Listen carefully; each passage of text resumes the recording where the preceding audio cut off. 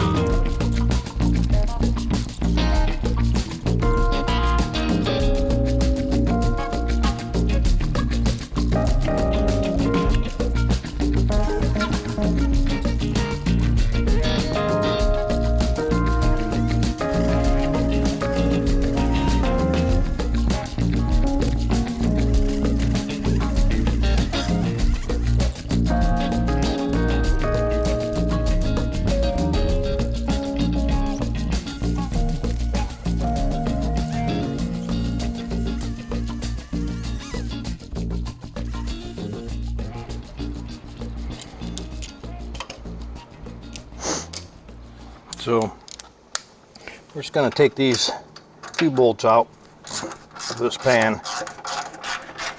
Then we're going to lift the pan up, or lift the motor up off the pan, and we'll get the pan gasket set in there, a little bit of sealant just to hold it in place, and then we'll stick some bolts in. You know, I've told you guys about this stuff right here in this box a few times, and this is what I lay on the floor and the ground under the trucks on. And this is it's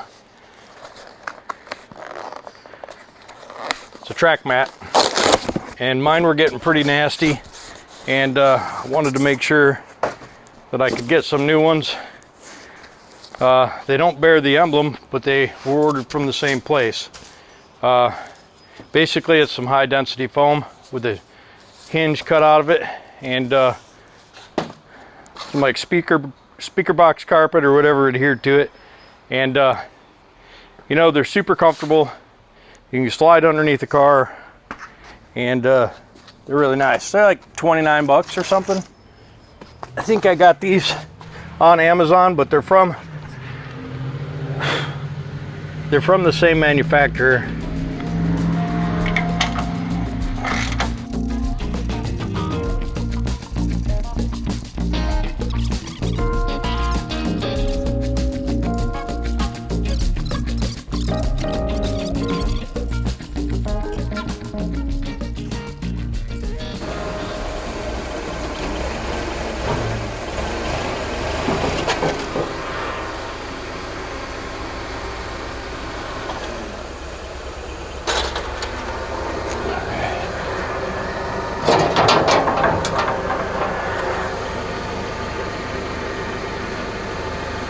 Pretty nice gasket, actually. This here's the front. You see the front of the pan has this notch, and yeah, we'll put it with the rolled edge down.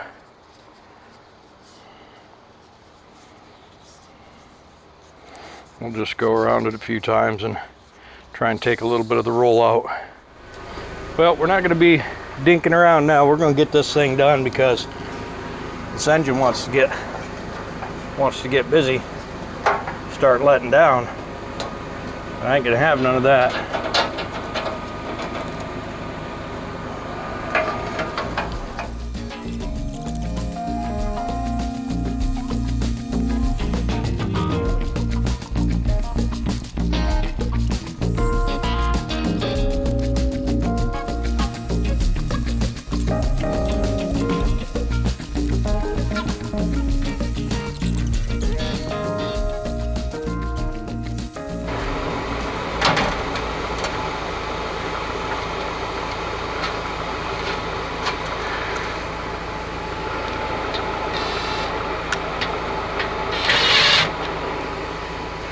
So now I'll just go around and put in some bolts. Looks like we need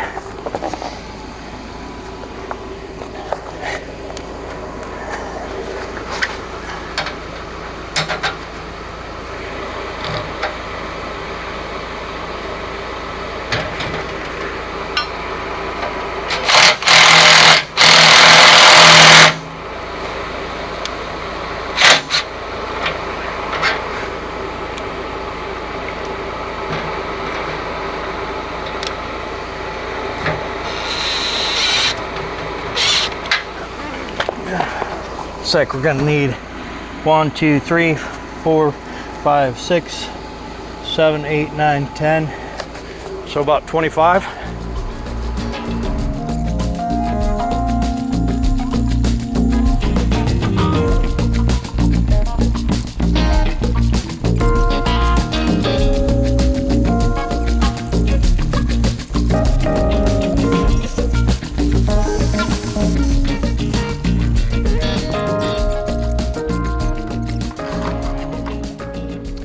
So we're going to get after changing this pump. It'll be sitting right here underneath the engine, so to speak. We're going to need a 9/16 and this is 7/16, so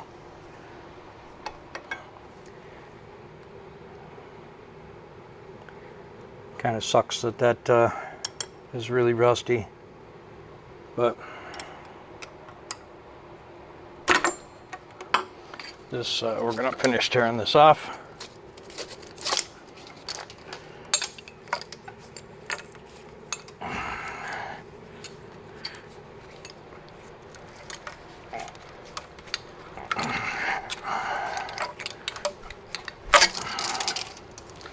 All right,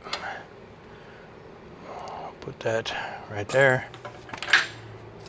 and this thing will go back here. What do we do? Since I was so rudely interrupted by the bird. So we took off the old injection pump.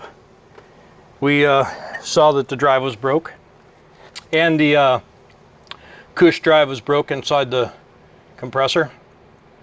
And what I should have done while I had it off is I should have turned it, make sure the compressor wasn't broke inside, but that's okay.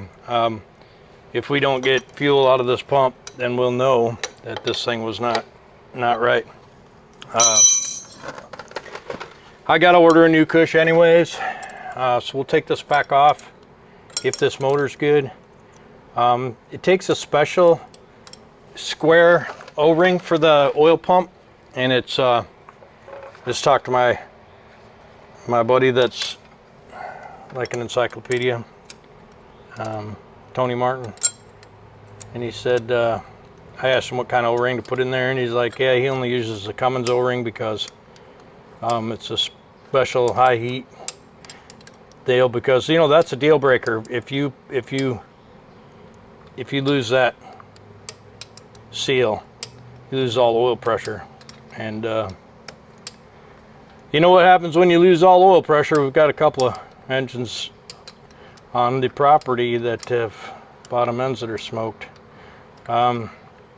This could have a smoked bottom end. I probably should have pulled some bearings and stuff, but I don't like getting underneath it hanging from a chain.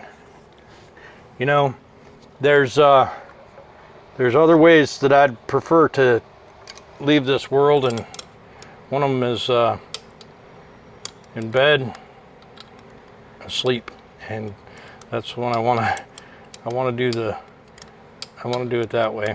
I don't want to do it squashed underneath the big cam Cummins. I mean, Caterpillar, maybe, but big cam Cummins, nope, not interested.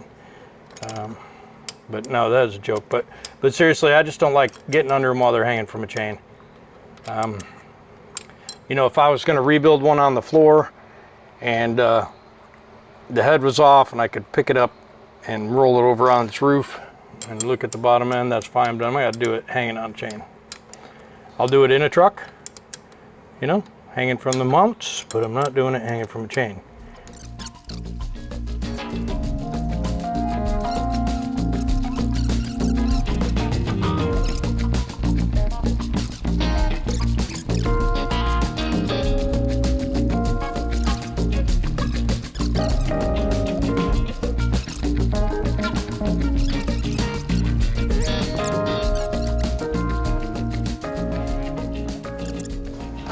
So just had some breakfast. Seems like these two holes are a little dirty, so we're going to move this up out of the way so we can see. We're going to take a little brake cleaner. Yeah, look at that crap that's in there. And just going to shoot a little in there. I don't really know who uses gunk brake parts cleaner, but I ordered a case from Fleet Pride, and that's what they sent me. So we're going to try it, but I don't generally like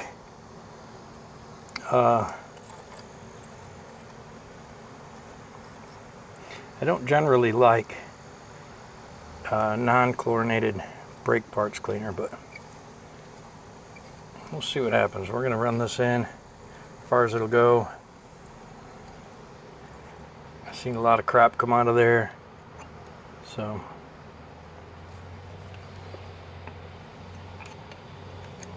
okay, so I got one. Now it's just a matter of getting it to work. I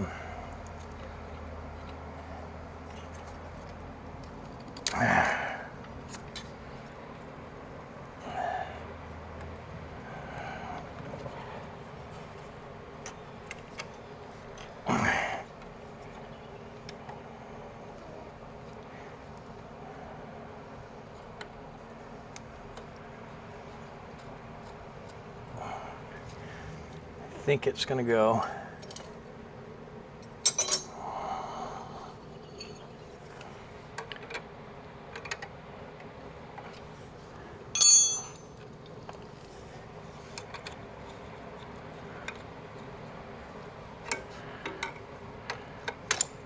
Dang it.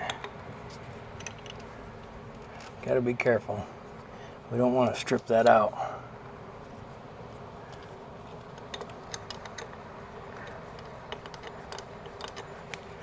Put a little slip and slide on it.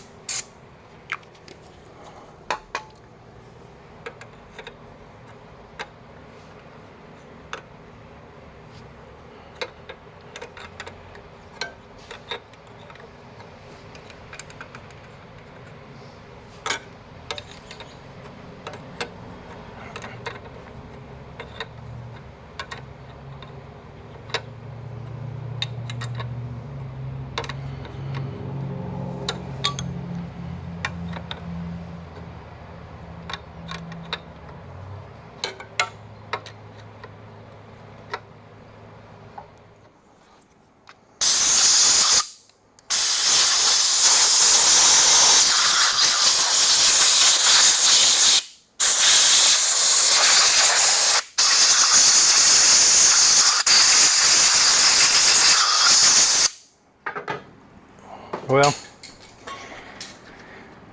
you know, you're not supposed to leave these off, and whoever was stripping pieces off this motor left those off, and I just don't think that's a good thing.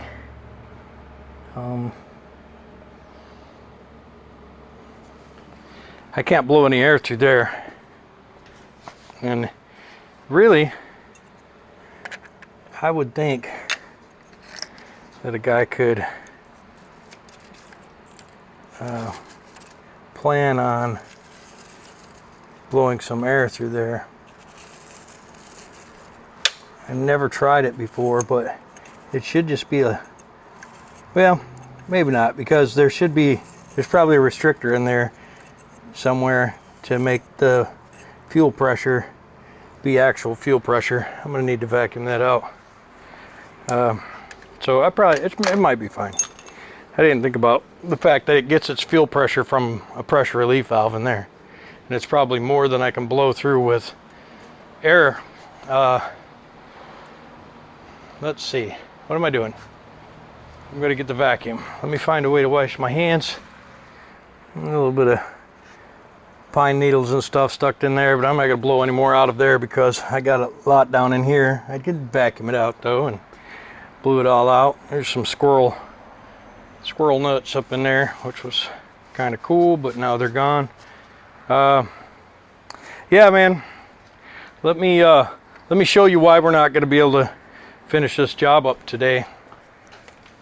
I'm going to take you down from the tripod. All right, so these Cummins, these big cam Cummins, their oil pump is right here. This is their oil pump. And you see this tube right here. This is the pickup tube for the pan. And there's a square O-ring that goes on this, and then this goes up against there, and then this squeezes down on it, and that's what makes that seal between the oil pan and here. Now, if I wanted to, I got another one of these. I could cut it, put a hose on it, stick the hose down in the oil drum, but I'm not doing that. So I'm gonna get that part, and it sucks because I wanted to run this engine today. This was my video for tomorrow. So this was my planned Sunday video, is the will it start on the backup big cam Cummins, this STC motor, step timing control, NTC 365 horse. Let's see what 365 horsepower, 2100, so about, I don't know, 400 when you crank it up a little bit maybe. Was new in 1988, and 855. CPL is looks like 1211. Yep. So anyhow, I'm not gonna be able to start it today. I might put a starter on it though, and see how it turns over. I'll dig around on the floor and see which one of those starters actually works, and I'll throw it on, throw some batteries on it real quick and see. But I won't crank it very long. Oh, I also need to set the timing, or set the valves on the rear cylinder. I could do that today. I'm kind of worried about the fuel fittings being off on the back of the head for so long, because there was some mud dauber nests in there, and that means possibility of some debris going through the fuel injectors, and that's not a good situation.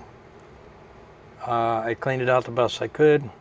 I don't know how that's going to pan out, but I'd like to get the oil pump situation done and get it cranking over. I'll set the valves, get it cranking over. We'll get that seal ordered. We'll get some oil in it, and we'll see if it cranks. I can turn it over by hand, so it should crank pretty easy. It was locked up when I got it, but it was locked up because during the eject, some bad things happened up in the front of the motor, and the oil pan got smashed, and it tore the bell housing off the motor. So who knows if this thing's going to be any good or not, and it really don't matter. I just need to know, because if it ain't no good, it's going on marketplace for $2,000, and if it is good, it's going in Truck X. So we'll see how it goes. We'll stick it on here, just get an idea. Oh.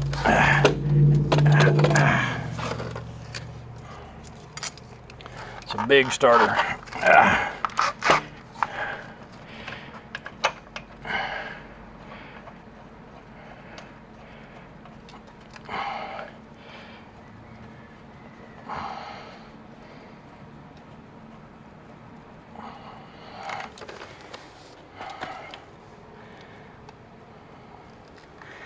Ground wire hits whatever this is.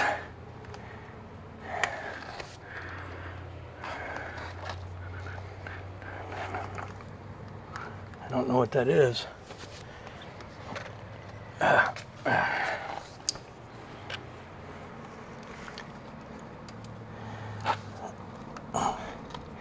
Won't be hitting it once I get another bolt in the top. I don't know if I can even get a bolt in the top.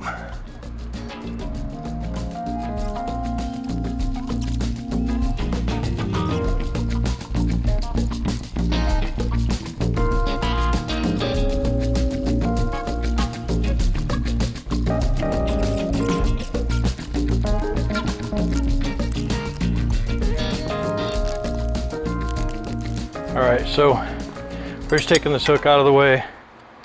Kind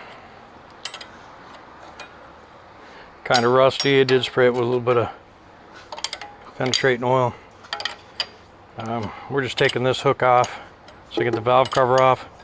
This way this works on these NT855s, and there's a bunch of different ways to do it, and inner base circle, outer base circle, complicated, a bunch of this one, that one, the other.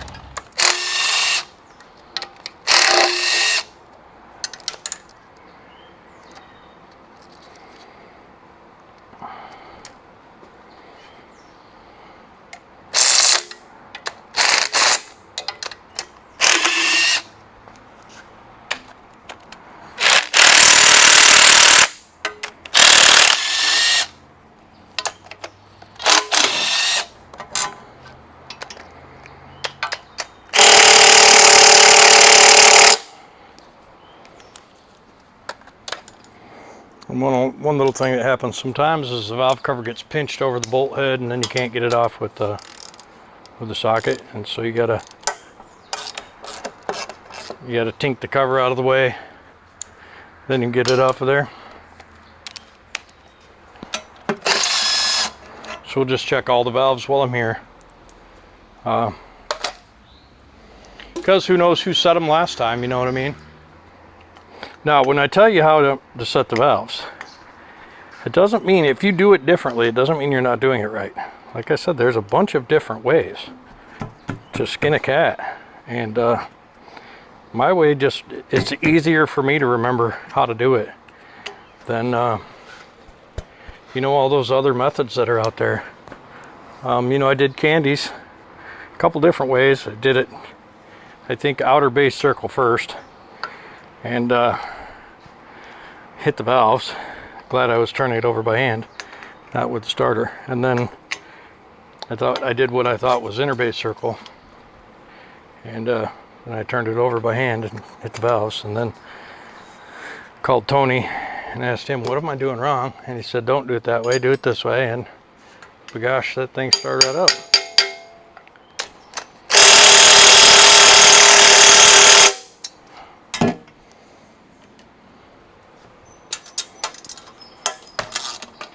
And guys, you know, valve covers don't have to be torqued to 150 foot-pounds.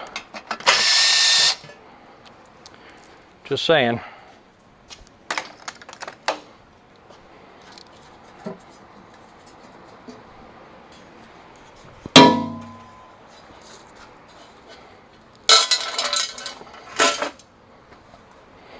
All right, so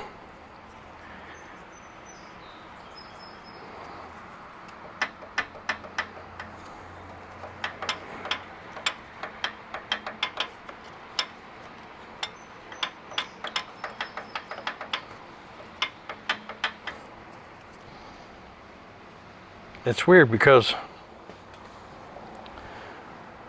the intake valve is loose, but the exhaust valve is tight.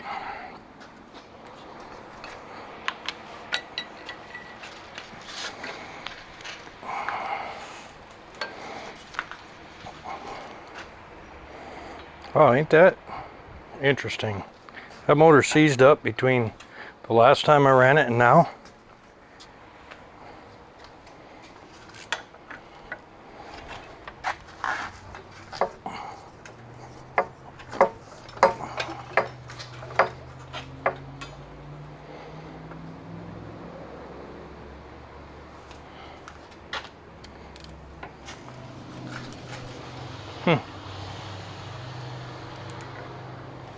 That's crazy. I turned this motor over a bunch 4 months ago. You know, don't know how the engine locks up sitting in the shop, but I guess anything is possible.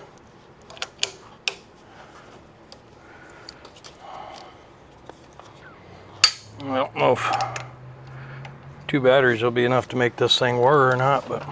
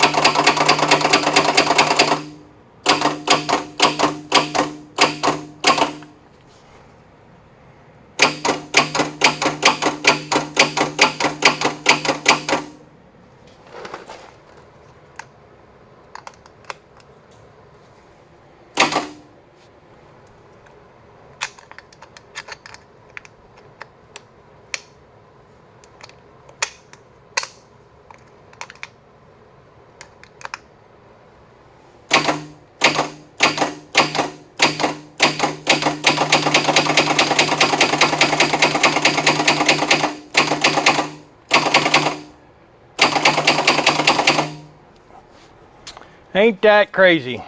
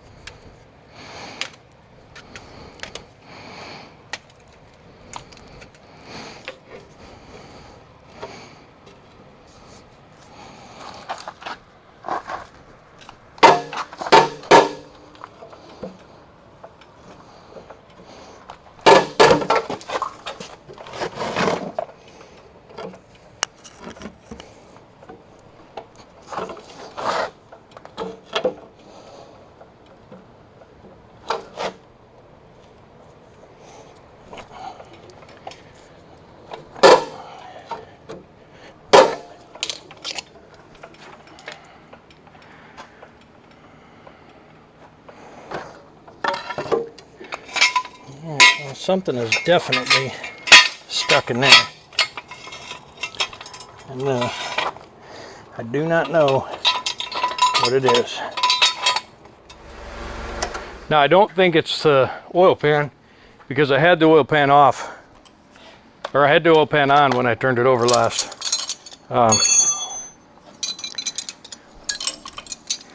So I don't know. We're gonna grab some tools. We're gonna get this pulled off back here. Thought maybe starter bolt was too long, was hitting the flywheel or something like that. That wasn't a thing. So now we're gonna get after it. It seems like I don't know. That's what it seems like.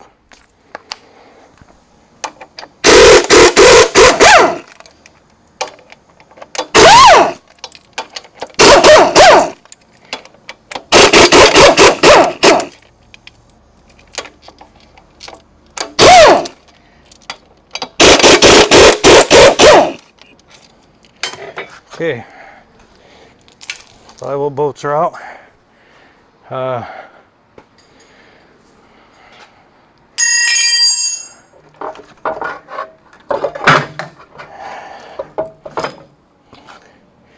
Yep, there ain't nothing that thing could be rubbing on. Now it could be a flywheel bolt, I guess, but I don't believe that, or a flywheel housing bolt, but I don't believe that.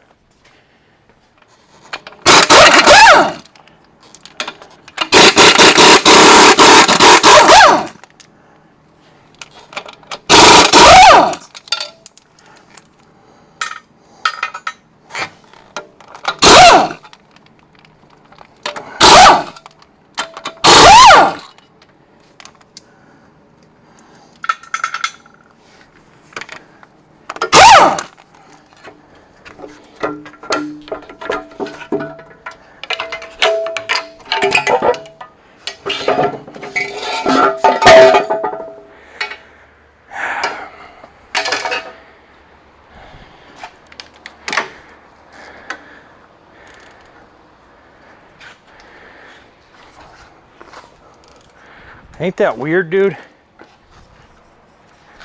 Ain't that weird? I mean, ain't that weird?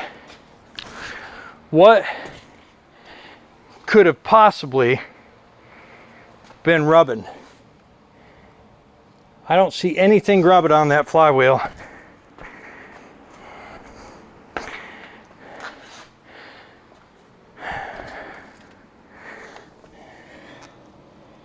None of those bolts go through into the motor. I see no evidence of anything rubbing in here. Oh, I do. The flywheel is rubbing on something. Yep. The flywheel is definitely rubbing on one of the bolts, I imagine. Yep, look at that. Look at that. The flywheel was rubbing on this bolt. That's unbelievable. I almost scrapped this engine because of the flywheel rubbing on a bolt. And but I don't know what, I don't understand. I don't understand. Those are definitely bell housing bolts for Cummins, and that's definitely the flywheel that came off of a big Cam 4. And so I don't know what's happened, but definitely crazy. Yep, I totally almost just gave up on this thing. So we're gonna have to figure out what we're gonna do.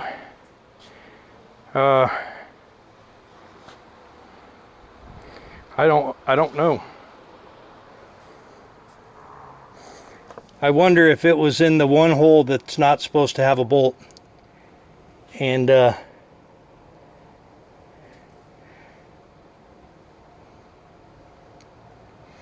that's crazy. I don't know. But the thing definitely turns.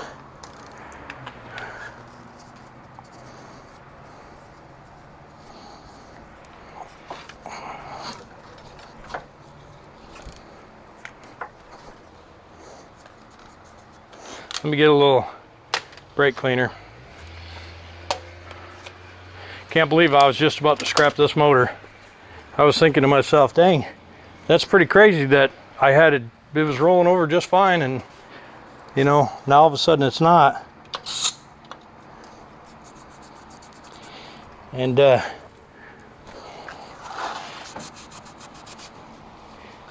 okay, that's a C. Nope, that's a B. Okay.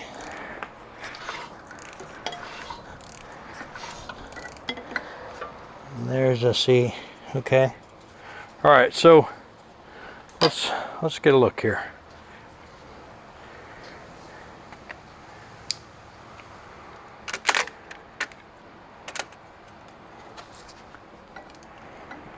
So this is coming up to A, and something's got to be moving.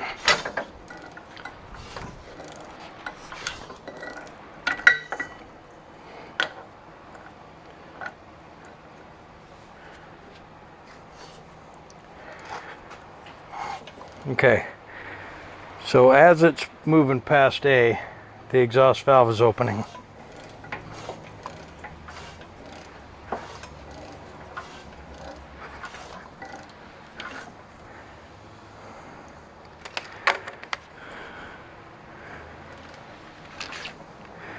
There's C. Okay, intake valve's opening.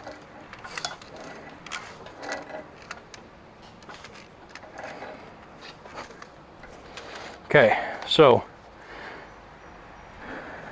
top dead center A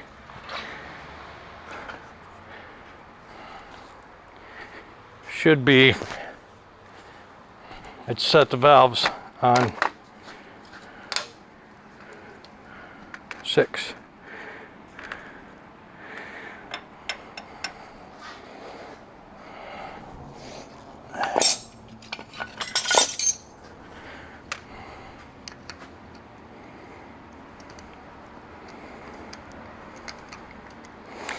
But see, that's not a thing.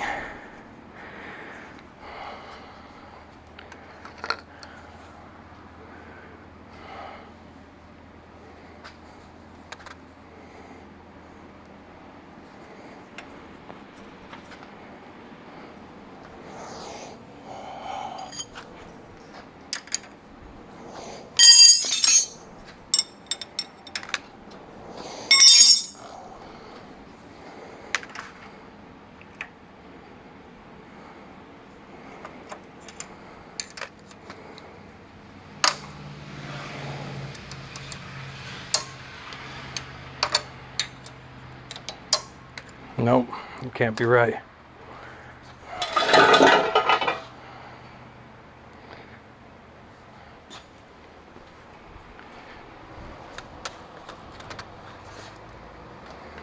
That's A.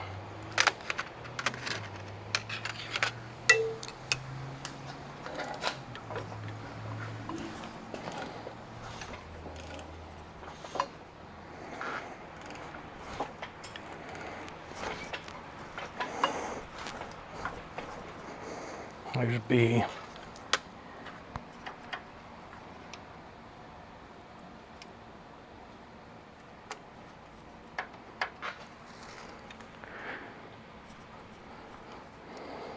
Okay, the valves are loose on 1 when it's on B.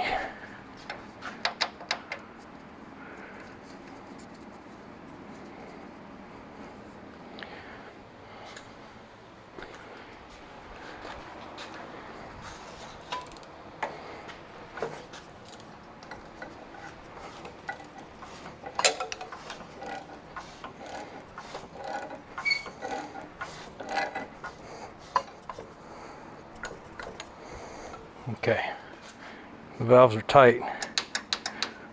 Only one of the valves is loose.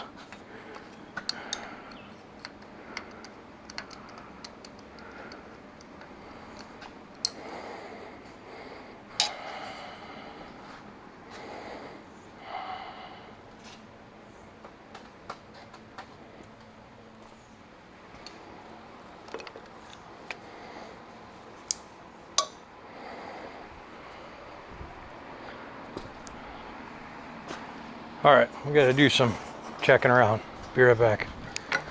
So we're going to, the valves are set as far as I know. This motor is a little bit different than Candy's. Not really sure why. But let's stick a starter on there and just see if it'll turn it over. One thing to keep in mind when you're working on Cummins, apparently, it has to have the spacer in there. If you don't put the spacer in there, the starter won't be lined up, and you'll be like, what in the heck is going on here? That's what I was saying just a little bit ago. My light is in desperate need of a recharge. I think I've dug this up a little bit. I was trying to pry the engine over, trying to figure out exactly what was going on. And I finally got it, and well,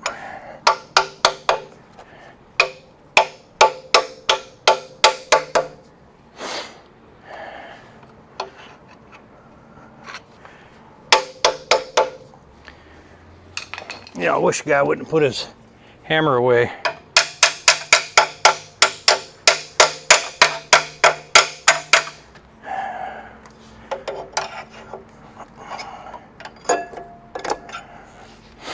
All right, so we're going to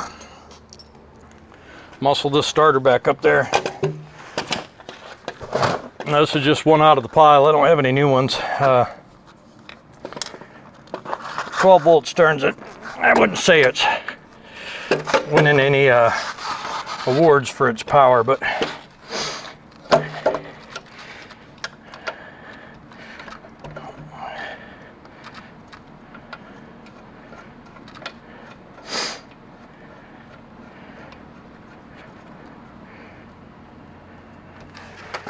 it'll get us by.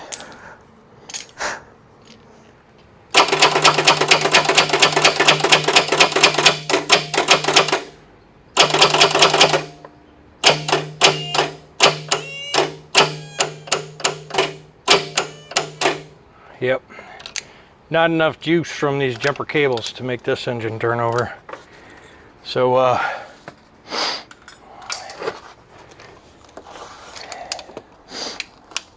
we know it turns over good by hand, and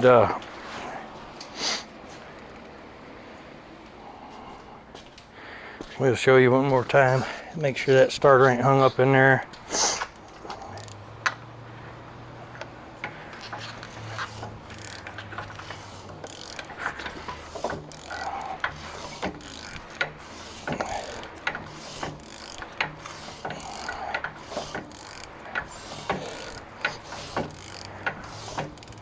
So that's it.